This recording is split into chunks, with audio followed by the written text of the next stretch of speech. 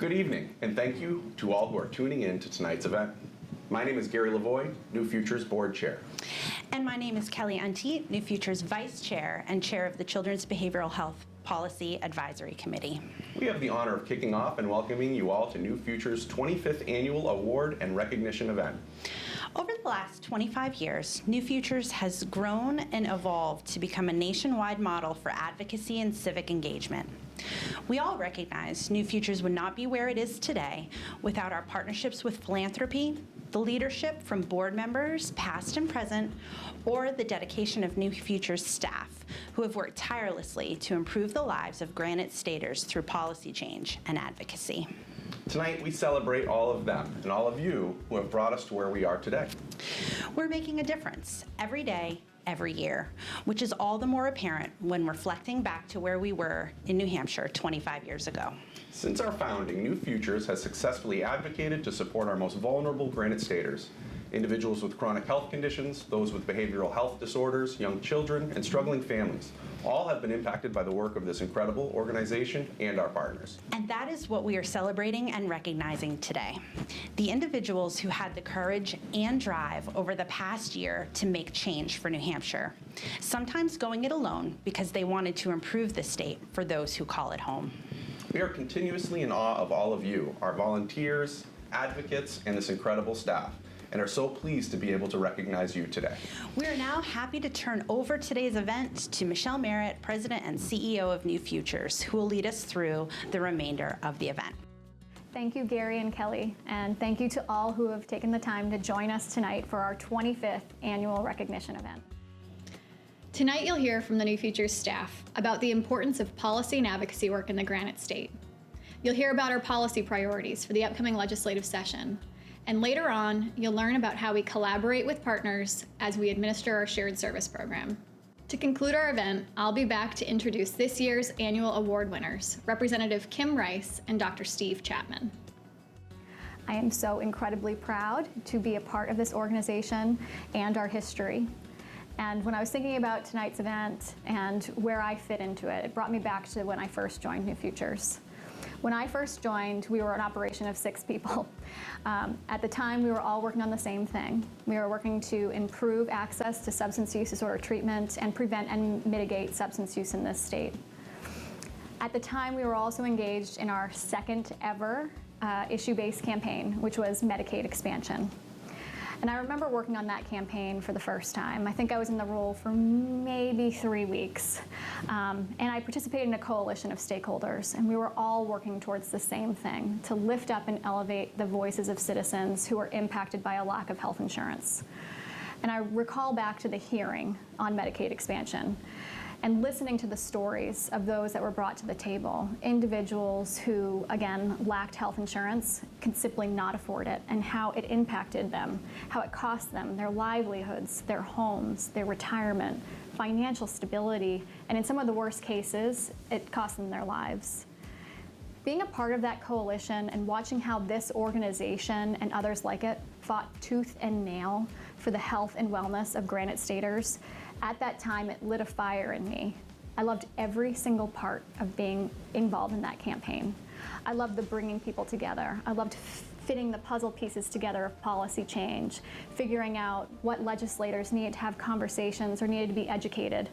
I also loved engaging the public, educating them on why Medicaid expansion was important, and providing people who were previously powerless the opportunity to engage in the process and to have greater power in their voice.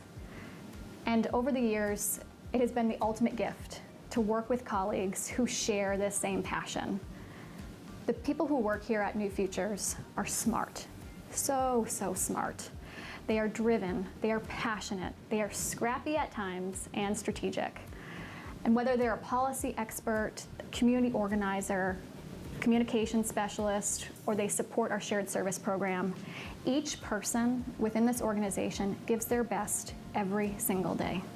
They play their parts to perfection as we orchestrate policy change, which makes every single win all the more special. And we should all care about policy change in New Hampshire, because at the end of the day, like it or not, policy impacts us all. We should care about policy because policy is what defines the values of our state. Policy is what directs the investments. It's what defines the culture. And the reason I enjoy doing what I do is I feel like I get to uplift the voices of individuals who can't be over, talking about why certain policies are really important. And I think we really have to think hard on why we support the policies we do as a state, because it really is the foundation for what is going to improve the lives of our most at-risk families, but also set a bright future for our state as a whole. So policy really, in my mind, is the governmental statement of what is important as a society. I think a lot of people, don't fully understand sort of how the State House works or really what goes on here, but, they really are laying the structures for the systems and the programs that impact, people all across the state in their daily lives. The policies that we're working on are really, they're helping people be able to access health care, access substance use or mental health treatment, or talking about the availability of alcohol and other substances that impact their health and wellness. So they say if you have to be in the room to make sure your policies or what you represent is being heard, and you can't rely on others to do that for you. So it's really important. There's been a number of times that I thought to myself, it was a good thing I was here, or that whole section, that's the most important part of the bill, would have been deleted. My favorite policy experience, I think, was right after the final vote for House Bill 1431, which was relative to the Parental Bill of Rights. This was another bill that took a lot of work from a large group of advocates, and we were very convinced that it was going to pass, even though we had hoped it didn't. And when the final vote came through, it had been defeated on the House floor, and it was like cheers in the gallery. It was very exciting. So that was my favorite thing from the first year. I think last year, the majority of my work really was focused on the Campaign for Health in New Hampshire, our New Futures campaign, as well as working with many other stakeholders on beating back some of the anti-vaccine legislation that we were seeing as kind of a reaction. However, what we were really seeing was bills that didn't have evidence-based public health front and center, and there were over 40 bills that were introduced that would have had really negative impacts to not only our reaction to COVID, but to tried and true programs like our children's immunization program. One bill that stands out in particular was we were able to defeat House Bill 1639 regarding the Youth Risk Behavior Survey, which was a big win. It took a lot of work from a lot of partners, both in New Futures and outside, and it was really great seeing everybody work together to make that happen. A parity bill last year that we were working on that was going to, have some implications on people's access to substance use and mental health treatment, and and I'm so glad that I was there with one of our advocates, one of our board members named Nina Hansen, who was really able to complement the more sort of formal official side of things that I was talking about, to share her personal story about she tragically had lost her partner to an overdose recently, and was really able to fill in the more personal, emotional, and impactful side of the story. And I think that these two things kind of weighing against each other really painted a full picture of what we were trying to do, and the legislators who heard that really understood and bought into it entirely, and the bill was able to progress and ultimately pass.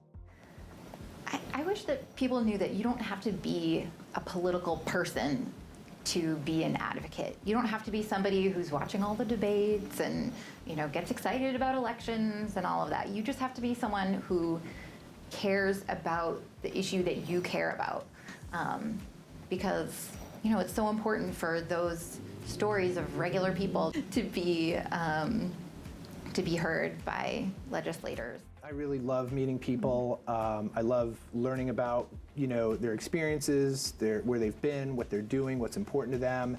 We all arrive in the place that we are in the moment based on where we've been, and so learning about that is really fascinating to me, because it also informs what we want to do moving forward as well. So I met Arnold at the Keene Senior Center, so I would go there every month. to meet with people and tell them what's going on at the legislature. And Arnold just stood up and was willing to be the leader, really, in the group. And then probably the favorite thing that he did was, as we were talking about long-term care and home and community-based services, in stories, he went around to every apartment in his building, a note under the door to everyone asking them for their stories, to come talk to him about those stories, and then he's putting them all together to send off to me. So I just thought, there's somebody that really is passionate and cares about older folks in the community. Something that I tell advocates a lot is that, tell your story is so important. Never undermine it. And that even if you didn't, support the person that you are testifying to or you voted for them, it's their responsibility to listen to you. So I just want that. It really just kind of carries a lot for their story, and just know that it's really important for them to share it.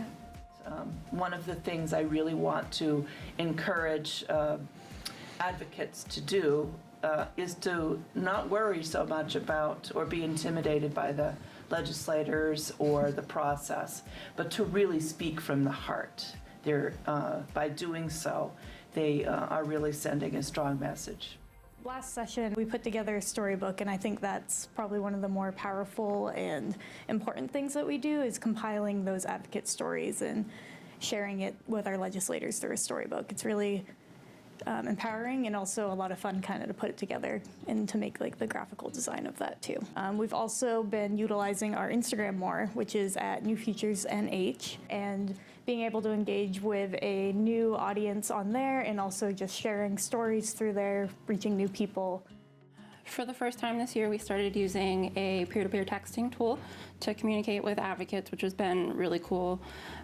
People get sick of opening emails occasionally, so sometimes it's fun to get info really quickly via text, and we can keep people updated and help people take legislative action by just reaching out to them via text message, along with the email work that the comms team does. I'm looking forward to directing our communications efforts to New Futures' two big campaign priorities this year: the reauthorization of Medicaid expansion, which will provide continued health insurance for thousands of citizens of New Hampshire. And we'll also be directing communications efforts towards the early childhood campaign, which will help get support and services to families in New Hampshire.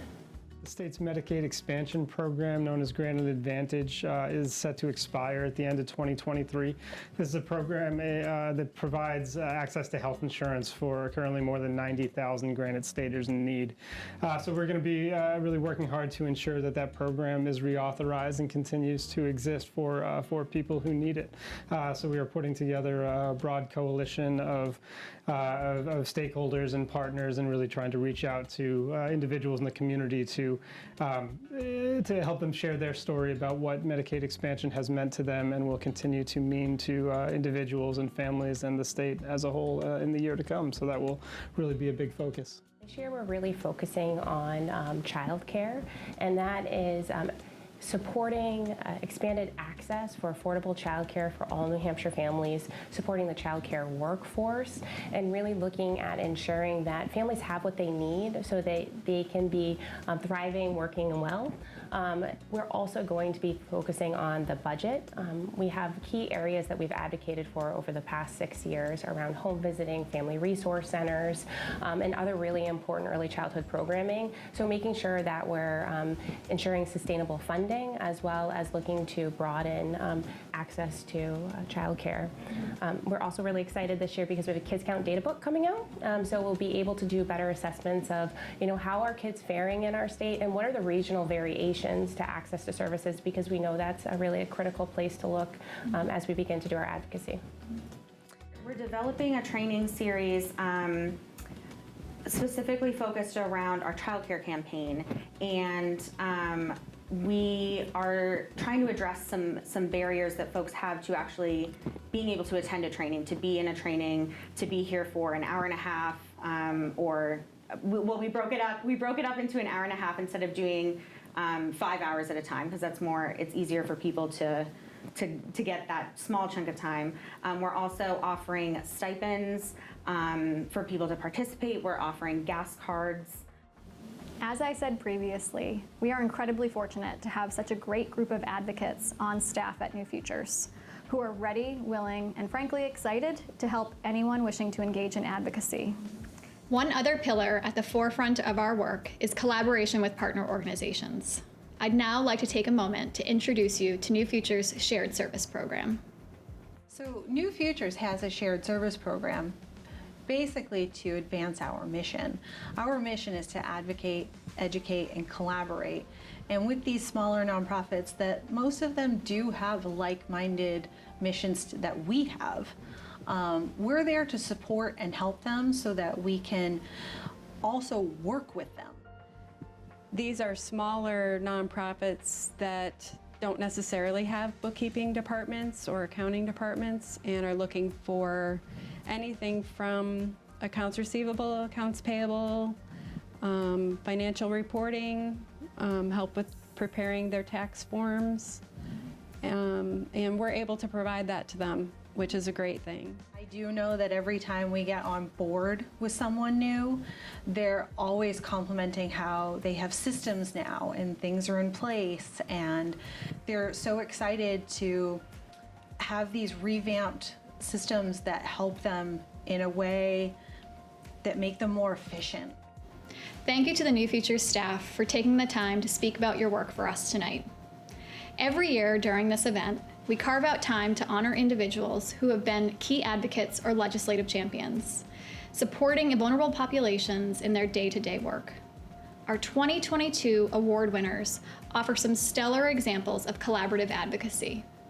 The individuals that you are about to meet embody New Futures' mission. They have both taken action to improve the lives of the people living in this state. You can read more about each of our award winners on our social media or on our website, new-futures.org. Our first award is this year's Legislator of the Year Award.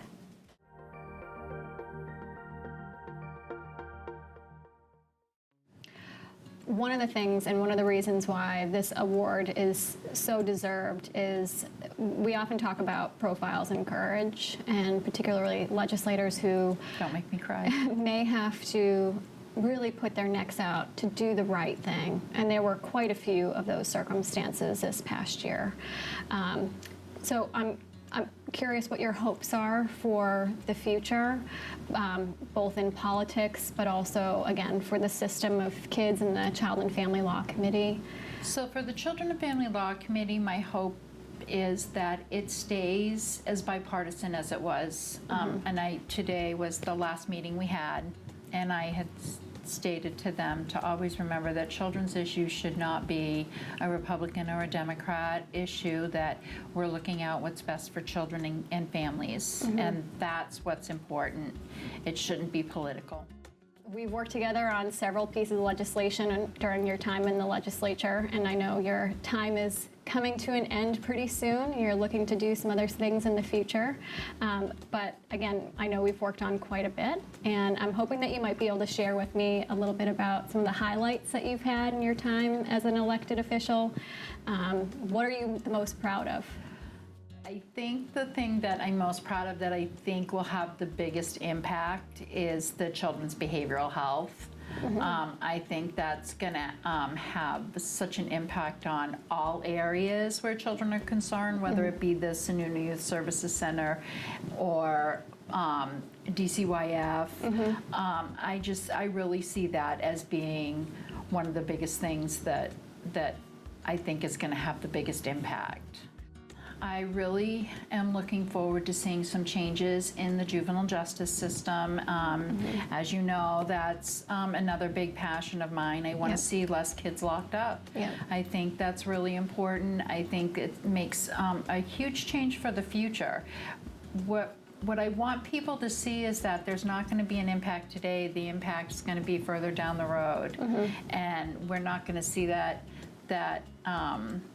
cycle continue. I think that's what's so important. But you also took the time to educate your colleagues.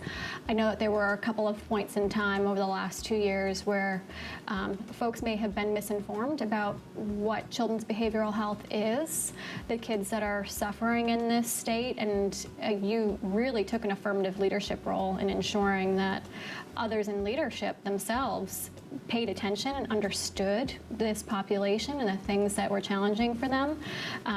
It's brave to step into that and to, bring some of your colleagues along and be the person that is, Well, I think that that's important. First of all, as the chair of Children and Family Law, I took that role very seriously, and I think that that was part of my role, was to educate others to the impact this was going to have on children. So that's what I did. I just did it. You just do what you have to do. Right. I tried, some things weren't popular, some things were, but and I can go home and lay my head down on my pillow at night and sleep well. Advice that you have, having sat and listened to hundreds of people testify before you in your committees, what advice do you have for people who may be, interested in some of these issues, but intimidated by the process or intimidated to even outreach to someone like you that's a chair of a committee? Oh my gosh, first of all, don't ever be intimidated. I am a human being just like you. You probably in your daily life have passed 5 former state reps just walking down the street in New Hampshire. We are just like everyone else. I always tell people who come in, these are passionate issues, but don't come in angry. Always bring in written testimony, because we can't take notes that fast. I think it's always great to have some written testimony in my hand that I can refer back to. And just be prepared to ask questions. We should not be intimidating at all, but we are human. So if you start screaming at us, we tend to get on the defensive a little. So, let's have mutual respect, and I think we'll get a lot more done. I hope that, from my perspective as a leader of an organization who works at the State House, that we have more Kimberly Rices in the legislature going forward. Those that are willing to, be bold and stand firm where it's needed. But it's been a pleasure to work with you over the last several years in your time in the legislature. I hope you do come back after your well-deserved time off. But again, we're happy to be able to recognize you and your work this year. Congratulations again, Representative Rice. It's been an honor for those of us who have had the opportunity to work beside you this past year on behalf of Granite Staters. Our next award is our Advocacy in Action Award, which I was also excited to present earlier this month.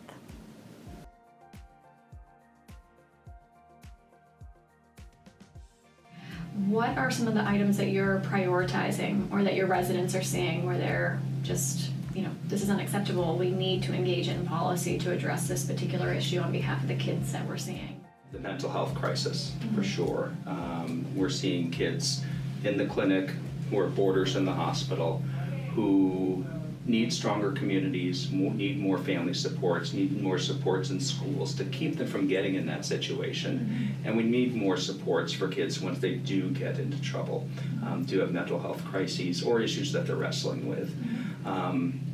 Issues that our residents have seen and that we've worked on and need to continue to work on with you. Paid family leave, for sure. Quality, affordable childcare, absolutely. Our residents see on a regular basis when they're working in the hospital or in the intensive care unit, parents whose kids are in crisis, and we tell them you really need to be at the bedside to be there for your child and to be part of the team and the planning, who also have jobs back at home that won't pay them if they don't show up or won't keep them on the payroll. They'll lose their jobs. And so parents are in that really untenable situation of choosing between their livelihood on one hand and their families on the other. And the residents see that, and we see that right up front. I'm not sure everyone does see that as clearly as it comes here, and so we need to do better. Kids deserve better, families deserve better, and we're working on that together. We have the ability to be a trusted voice as pediatricians, and that's one thing I do hear from the residents who've never been, I think for the first time when they go down to Concord and they testify or they meet with a legislator, is that they're really astonished at how important their message was and how much that we thought was known is not known. Yeah.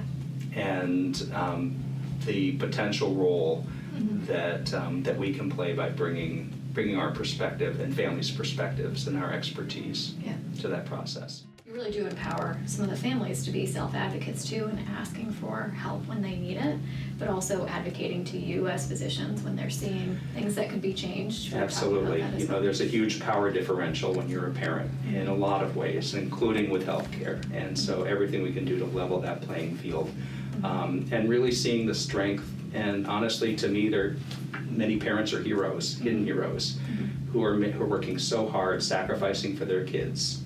You know, some of the work with moms and parents in recovery, for me, is some of the most meaningful work I've been involved in. To see a parent who's gotten into recovery from addiction and is working so hard to be the best parent they can be. They deserve all the support. We were chatting earlier about how long we've had this partnership for, that you have brought your residents in training to receive advocacy trainings. And I think you said it was about 10 years. We're coming up on about 10 years, I think. You know, we really started with thinking about how to identify issues that residents see in a medical setting that really have a solution outside the exam room, because the residents are really on the front line of many things, seeing the human face of systems that just don't work very well. And so, but what do you do about that? Of course we want to give good medical care. Of course we want to do what's needed here in the hospital.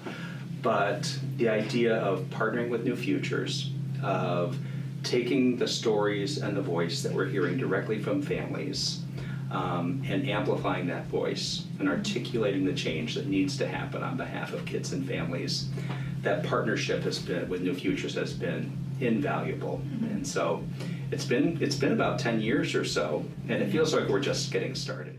I know it's already been said, but congratulations again to Dr. Chapman. Your tireless advocacy on behalf of New Hampshire's children is simply unmatched. It has been a pleasure to work in partnership with you and all of the residents that you support over these last several years. I'd now like to take this opportunity to recognize our 2022 scholarship recipients.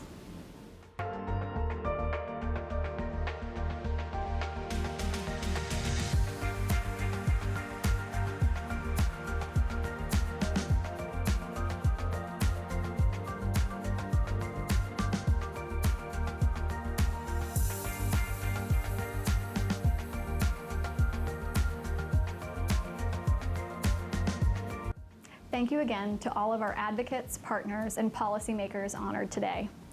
It's now my duty to remind you that while we have reached the end of tonight's program, the state budget process is looming, and there is plenty of work for all of us to do in the coming months. And there are also plenty of opportunities to engage and support change efforts, whether that be attending a free policy training, we have several that are coming up, following up opportunities to weigh in and testify at a legislative hearing, hosting a virtual meeting with an elected official, or reaching out to learn more about one of our partner field grant opportunities. We hope over the coming months that you will still use your opportunities that are available to you to collaborate and use your voice. On behalf of the entire staff of New Futures, we look forward to another 25 years of advocacy where we will continue our fight to ensure that every Granite Stater can start healthy and stay healthy. Thank you again and have a great night.